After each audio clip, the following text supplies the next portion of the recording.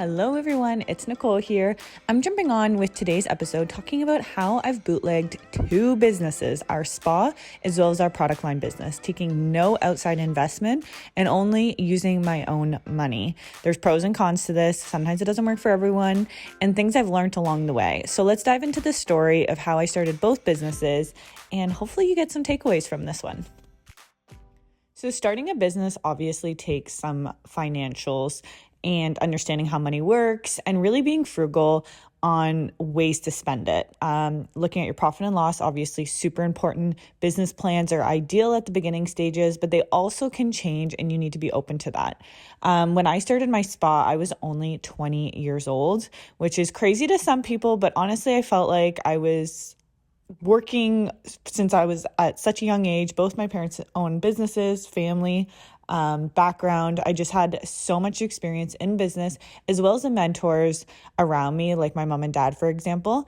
And I just felt like, number one, I got pretty much fired from every job. I just felt like I was a little too vocal working for other people, which sometimes is a good thing, sometimes is a bad thing. But I always knew that I could do better. And I wanted to make sure that I could actually create that. And starting my spa, my dad actually found our location. And it was actually a fluke situation where I was looking for a location, but I didn't know what I wanted, the size, the budget as well. We are in a small town, so that was a little bit more realistic for me as finding something in a reasonable price point. And he actually stumbled across a place that worked perfectly for us, ideal parking. It had the amenities that we needed with like garbage recycling. Someone came to do all the maintenance, things that like I personally would not have the time or the know-how to do. And also just the add-on things that were included. And that's something when you are looking to start a business or looking for a brick and mortar location for your spa or salon or your beauty products, etc., it's really important to find something that kind of has it all.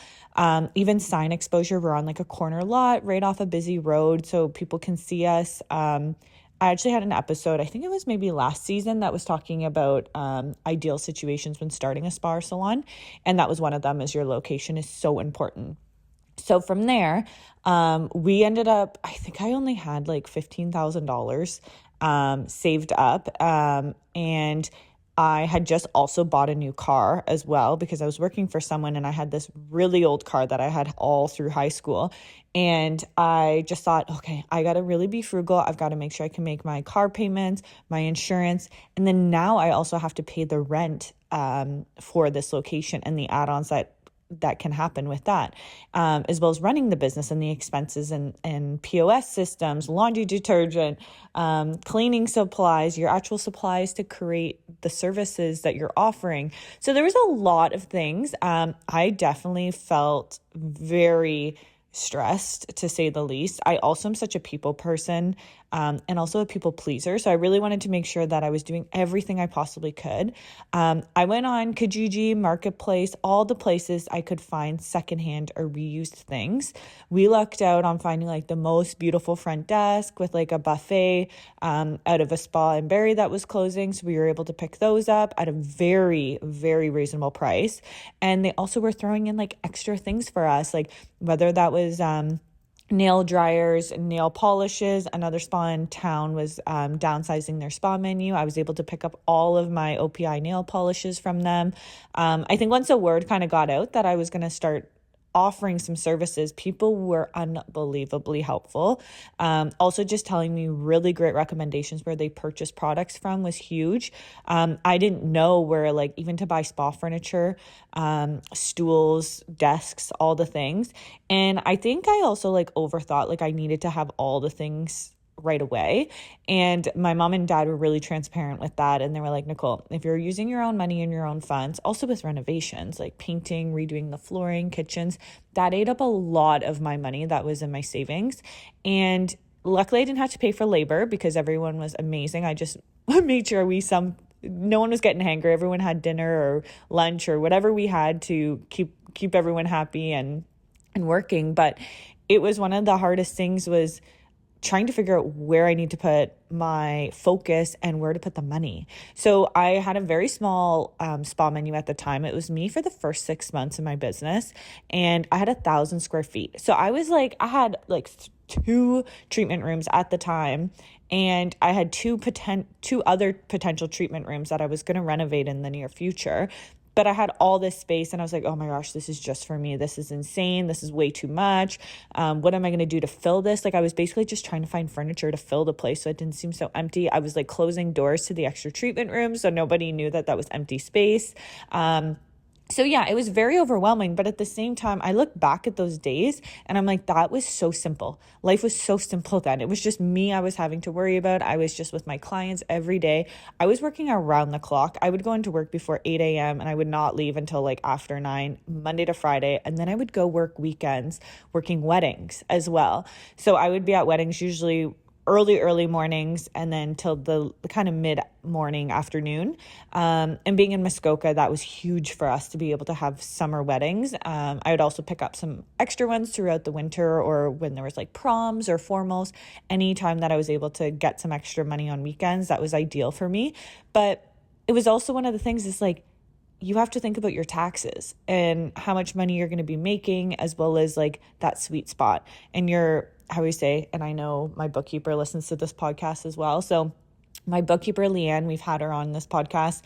Find yourself a good bookkeeper because they're going to save you money and time and the expense and the headache at the end of the day. And we were able to kind of find that sweet spot. So we were able to spend enough money for those HST taxes here in Canada, well, I guess Ontario, and then also how it was going to come forward into services. So really, if you are looking to start a business, try to figure out how those extra tiers work, how you're going to have to save on money. We've also had to incorporate as well with our business because it was a sole proprietorship up to, I guess it was last year we did all the changes. We were going to do it actually in 2020, but then obviously the pandemic happened. So I just want to say like it is a huge thing when it is a service business because you can control your books and you can control for the most part how much money you're bringing into your business. So just be mindful of that.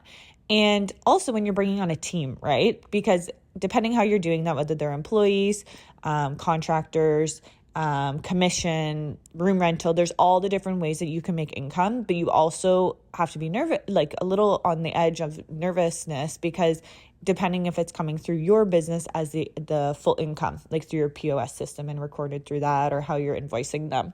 So there's a lot of moving parts with that. But I just want to say like, when you are starting a business, you're going to be like, oh my gosh, I'm making so much money. I really hope you have that feeling and I hope you have that experience. But at the end of the year, or what I do is I pay my taxes quarterly. So at the end of the year, I don't have this great big tax bill that I have to pay. I have it put through every quarter. That way I can stay on top of it. I know what's going on if we have to do adjustments with anything. And it just keeps me on track of where our financials are, as well as looking at your profit and loss. We currently use QuickBooks in our back end of our businesses. I love it. It's easy to use. It's really transparent with our Mango Mint, with the reporting. My bookkeeper absolutely loves it. And really keeping an eye on where that money and the expenses are going. Hey there, beauty enthusiasts. Are you ready to take your skills to the next level and dive into the world of lash lifts, tints, and brow laminations? Look no further than Miskoka Beauty online courses. With Miskoka Beauty, you'll learn the artistry of lash lifts and tints and master the technique of brow laminations, all from the comfort of your own home. Plus, each course comes with a full kit included, ensuring you have everything you need to succeed. And here's the best part. Our listeners get an exclusive offer. Use promo code podcast10 to save 10% off any online course at Muskoka.com. So why wait? Elevate your beauty game today with Muskoka Beauty online courses.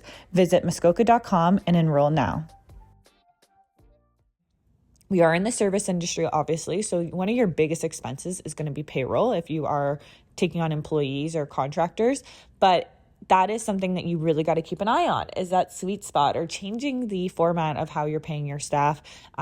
Maybe they're also open to running their own businesses or doing a room rental, but really looking at the numbers and understanding that. And if you are struggling and you don't know where to start, get a business coach. I've actually done that as well with Erin. She's been on the podcast as well. And I just needed almost like a fresh take. And entrepreneurship can be very lonely. So it's nice to have someone that you can actually bounce ideas off of. You can talk to them. You can also be in mentor groups. If you have a mentor group, even on Facebook or something that has other like-minded technicians, like let's say you're a lash tech and you're wanting to talk to other lash techs about your pricing or styling, questions that you may have or supplies offerings, that would be a great place to start as well if you don't have the finances to actually have a business coach.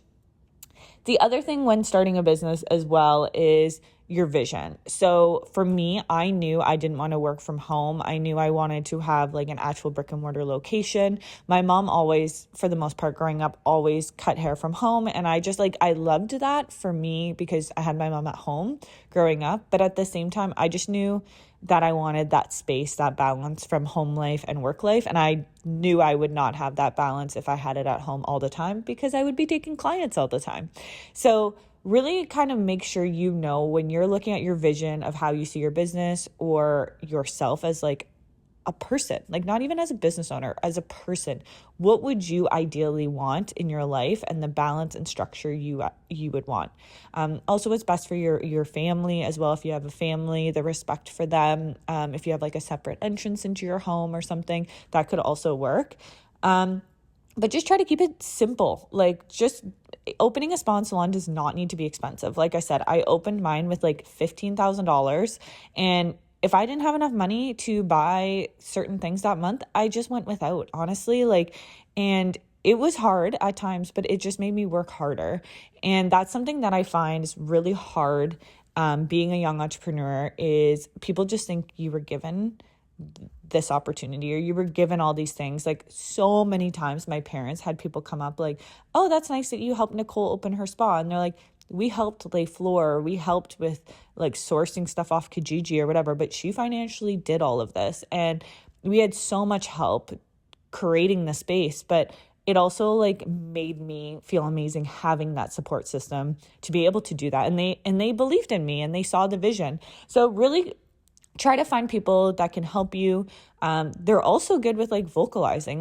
My parents sometimes I wanted to buy this fancy shelving unit. I remember for all of our retail, and my mom's let's just get an old china cabinet. Let's paint it white and let's just keep that. And honestly, I had that china cabinet, I'm not kidding, for probably 4 years before we actually got the simple IKEA shelves that just kind of kept it a little bit more light and airy. And the IKEA shelves were actually even cheaper than the china cabinet I bought off Kijiji. So just keep it stupid simple. Even I think of one of my girlfriends had just opened a new location. You can overthink, you can feel overwhelmed, you can have decision fatigue, but really keep it simple. And so how Miskoka Beauty kind of came, our product line business, from the spa was we could not source good products at the time. And this was back in 2018, 2019. We were trying to find, so I opened the spa in 2015, just for context of time. So it was 2015. And then every 6 months, I was pretty much hiring people from that point on because we were so busy. I couldn't keep up with the workload. I was also lonely, honestly. Being a solo entrepreneur, especially a solo SD, it is hard. It's long days. You want someone to be able to help you. Even just that team morale. I love the team workmanship. It's just amazing. So about 2018, I started playing with the idea of actually starting our own brand. I had myself as a lash tech, but I also had other girls that worked for me that had experience in lashing. And we were just struggling. We were importing so much stuff from the States. We were importing lashes from Australia, all of the things, because we had talented technicians, but we didn't have the products that really showcased their work properly. And also with being in Canada, as you know, the humidity and the difference in seasons is insane. So we wanted an adhesive that we could use year round, or we could actually have something with clients that have sensitive eyes, something that does not have formaldehyde in it. That was a huge thing back then as well, is finding something that was more clean beauty for our estheticians who are breathing in these fumes every day. So there was a lot of decisions that needed to be made and financials. I was looking at importing a lot of these products that were in US dollars. I was trying to figure out, okay, how am I going to pay these duties and taxes if I order this many products? What are they per unit? Manufacturing lead times. That was probably one of the biggest learning curves because I was so used to buying from distributors, not manufacturers. So when you go to a distributor and you're I want to buy how many face creams, for example, they have them in stock. When you go to a manufacturer, they need to make all of this. They need to make the labels. They need to make the formulation. They need to make all the things. Now, a lot of the products that we were using back then were private label. So it was a lot easier. Now we have a whole other step where we have our bottling systems, and then it has to be brought in, and then we do all our formulations in a whole other lab. So there's a lot of moving parts, but I want people to realize, like, when you are looking at different products, whether that's in the beauty industry or not, looking at the packaging, looking at the formulation, looking at the barcodes, looking at the logo, all of the things that take so much work and energy, even being able to just retail that product through all of our governing bodies, having a vegan certified, having naturally made, like fragrance free stamps. Like there's so many things that take so much time and energy that I don't think people realize. And we've had that happen to us. Like we went through manufacturing, things were like going so well. We were going to DSI shows, we were like going to Vancouver, Toronto, retailing to other spas and salons. Everything was going so well. And I realized that I needed to step back from the spa because it was too overwhelming. And a lot of my suppliers, they come from a different country, which also has a different time change. A lot of them are overseas. So I was working like a 10-12 hour day at the spa, and then I was spending all night staying up talking to manufacturers and going through testings and samples, and it was a lot, and I was very fatigued. My personal life, it was non-existent. There was nothing left, and I needed to figure out a balance. So I started taking Fridays off to start with, so I could actually spend my Fridays doing administration at the end of the week. Also, if we had spent the week planning all of our samples and testing, ingredients list, it really gave me time to really focus and figure out my to-do list and kind of make sure everything was checked off at the end of the week. And after that, I realized it was actually after the pandemic. So it was 2020. I was like, you know what, I'm going to step away from doing services completely, January 2020. So that was a blessing in disguise because I was able to push a lot of sales in that short amount of month to spas and salons, not realizing obviously the pandemic was happening in March. Then once we were able to open back up for a short amount of time in the summer, I was lashing pretty much full time, trying to get clients in. Also, we were having to do all new sets because no one had any lashes left, or they were trying to lash their own lashes, which was just a disaster in itself. And then after that, I was able to step back and we were able to hire the proper staff we needed to help with clients. And I was able to step out of the spa again. But it's also like kind of messes with your mind, honestly, because I'm like, I should be serving clients. Like when you're an esthetician for a long time, like even 5+ years, you're like, that is what your duty is. It's hard to step out of the treatment room. You become guilty. You start to feel really almost like you're missing a part of you as a service provider and just clients, and they appreciate you, right? So, and when they see you, they're like, oh, I miss getting my nails done by you or my lashes. And it really hits home to me that like I'm not providing services anymore. But every once in a while I do fill in at the spa and I'm able to help the girls out, but it's also good to keep my hands in it. I do miss it. But I just know if I want to grow and scale to what I envision and what I want, I can't be in the treatment room anymore. And we have incredible staff. Make sure you have a good team. Make sure communication is there. Everyone's just honest, there to have a great time. They're there to serve your clients. Everyone works well as a team. Like there's so many things when hiring a team, because I look at other business owners that are like my dad's age, for example, and they're in their 60s and they're still in their workday every day, which people love that. People love the same thing. I am not one of those people. I like variety. I love change. I love growing. I love scaling. I love just going to networking things. I love putting myself out there. That is the part that I love about entrepreneurship. I could not be doing the same thing every day. And I realize that even as estheticians, right? Like our job is very repetitive and it's the same thing, same place, very similar clients every day. And when I was coming up with Miskoka Beauty, that's something that I wanted, was to create something that was also like affordable for lash techs, so they might have not had to work as hard to be able to provide for these services. So we have luxury products at an affordable price. So when a lot of people come on our website, they're like, oh wow, that's really affordable. Like, or we'll have like insane discount days. Like we'll do like 50% off for like anniversaries or Canada Day, for example. And those are the things that warm my heart so much, because I literally used to work for someone doing lashes. Then I started my business, realized, oh my gosh, this is so expensive to be able to offer certain services. The waste of product that's being thrown out, expiry dates, being transparent with wholesalers and distributors, creating those relationships. And That's how Muskoka Beauty became what it is. And for my background of the name Miskoka, so it's Miskoka, was because I used to compete in pageants. So I was Miss Muskoka for 2 years, back in I think it was 2012 and 2013. Oh my gosh, this seems like so long ago. And that's how I got into the beauty industry. So there's really like a story behind why we created a line. And when I have calls with distributors, wholesalers, even like other companies we work with outside of the beauty industry, I think it's important because we actually are real people.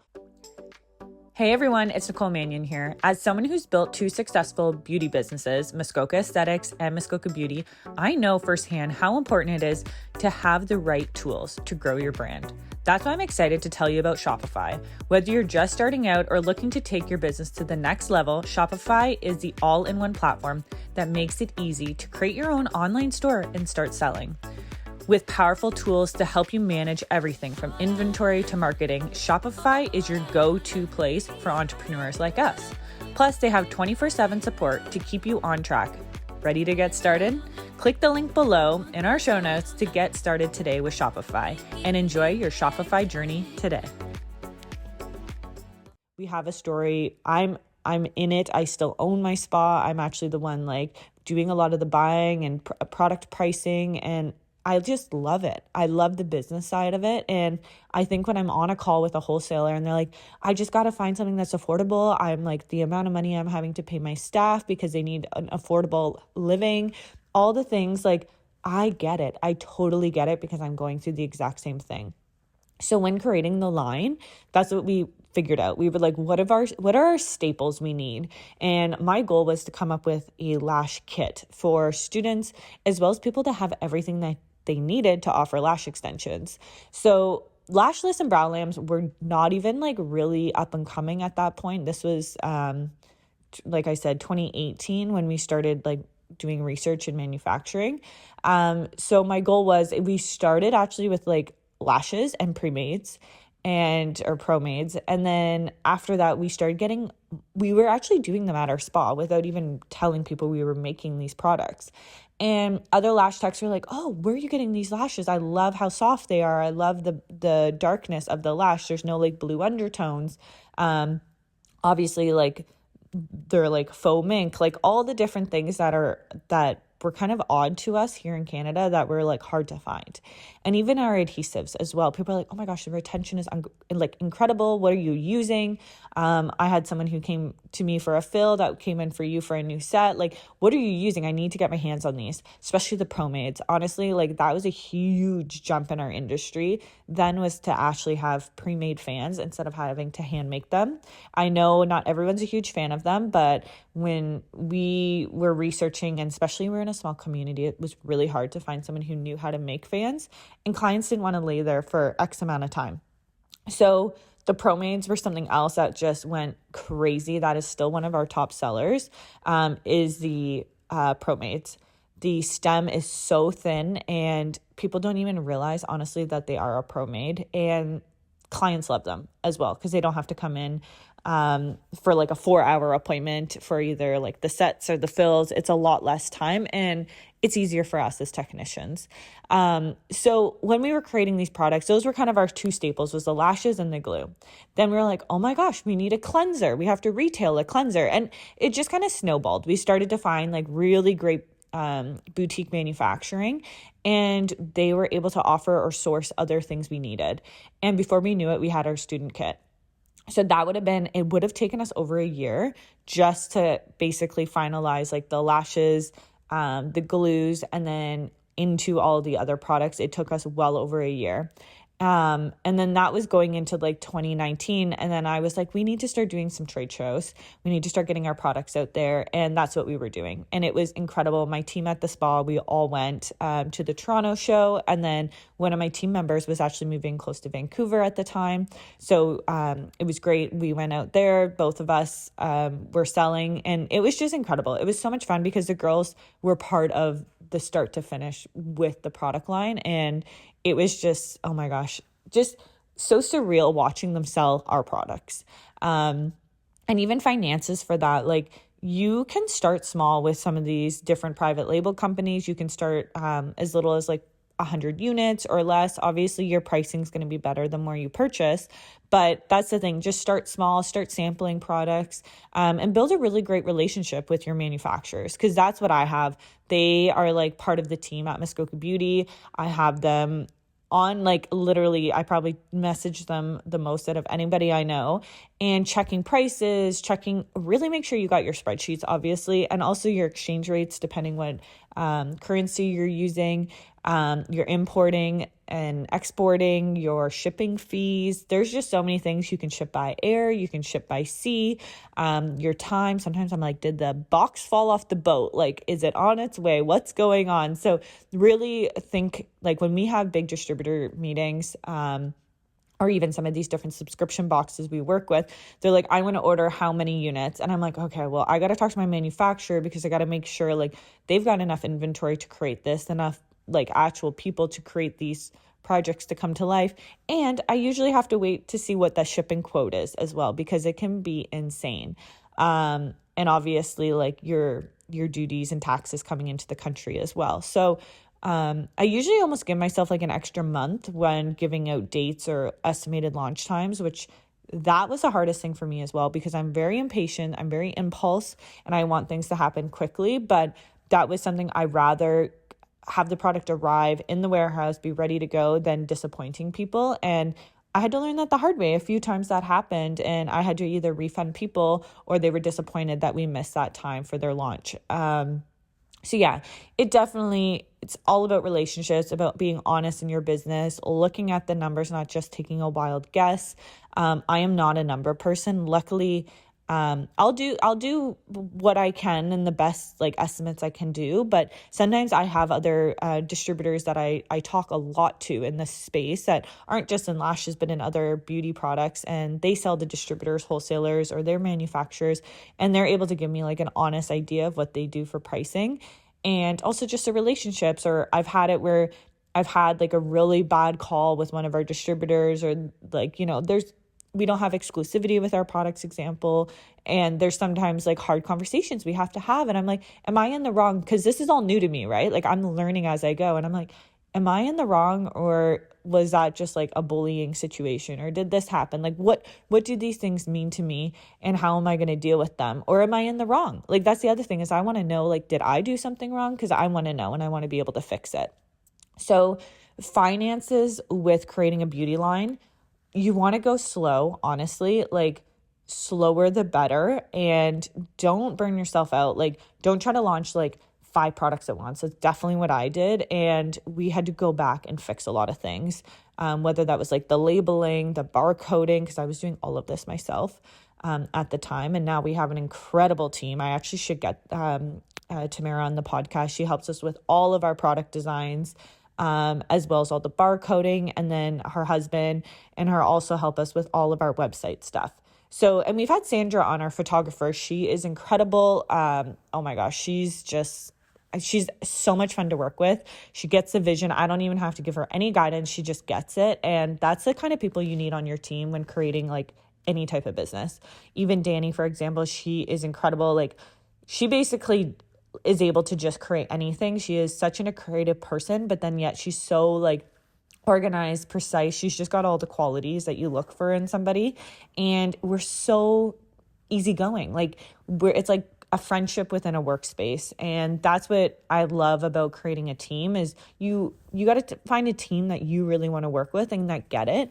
Also talking about like bootlegging and creating, like I am a startup, right? Like they know like this is a long haul, and I'm hoping eventually, like, yes, we'll be able to like go on some great like retreats or have some like photo shoots remote in some like crazy like hotel, or get promoted to go to some of these different events, and even like speaking at some expos. Like I think with startups is we get impatient and we want things to happen right away.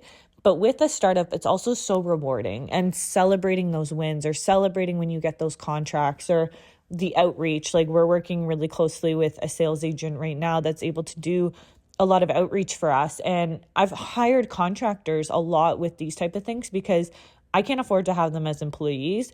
They're the experts, like even McKenna with our social media for the spa as well as the podcast. Like I'm able to like have her on our team without having like that employment mentality of having to pay like the source deductions, having to pay the taxes on them. If you have to have WSIB, for example, like all the moving parts within having employees, but also as contract, I feel like it's fun because we're all our own boss and we get to like collaborate together. It's just like girl power when we all come together, and I love it. Like that's what I crave. I think being like an athlete when I was younger, I think just having a team that works so well together, that communicates, that's able to get things done, the finances literally come together. And I think everyone's cheering for you and you've got just like a positive mindset on your vision and where you're going. So, and that's the other thing, just stay positive. Honestly, like I've been doing these walking meditations in the morning. I've been trying to like take even like literally a like water break in the middle of the day, like just trying to get a decent lunch into me, being able to just step outside for a few moments, take a breather, and taking a break. Like really when like 5-6 o'clock hits, I've been trying to like disconnect and do things like go for a walk with a friend or go and do an activity. So bootlegging your business, you're in it for the long haul. You can do it. If you have any questions on my story or questions of how to even get started, I always say make sure you've got a good bookkeeper. You've got either someone who can help mentor you, and just have the most supportive team around you. And be transparent. Talk about what your vision is. Talk about what you want to do. Don't be shy or nervous to talk about it, because people will come out of the woodwork that you didn't even expect to cheer you on. And sometimes it is lonely. Sometimes you don't have the people that you think will help and support you, but I'm sure you will have a support team that'll be happy to help you. And just reach out anytime. We're always here. We support all of you in anything you're doing, whether that's entrepreneurship, you're growing a beautiful life. Like it doesn't even have to be. You could be working for someone else and wanting to do a side hustle or wanting to create an e-commerce business, or even a podcast. So I am just so grateful for this opportunity to talk to you today about bootlegging your business and my story. And I hope it was transparent enough. I hope it motivates you. And I'm just excited to see where everyone goes and what they create in the next few months, few years. And we're just on such a great momentum moving forward. So love you all. Thank you so much for listening.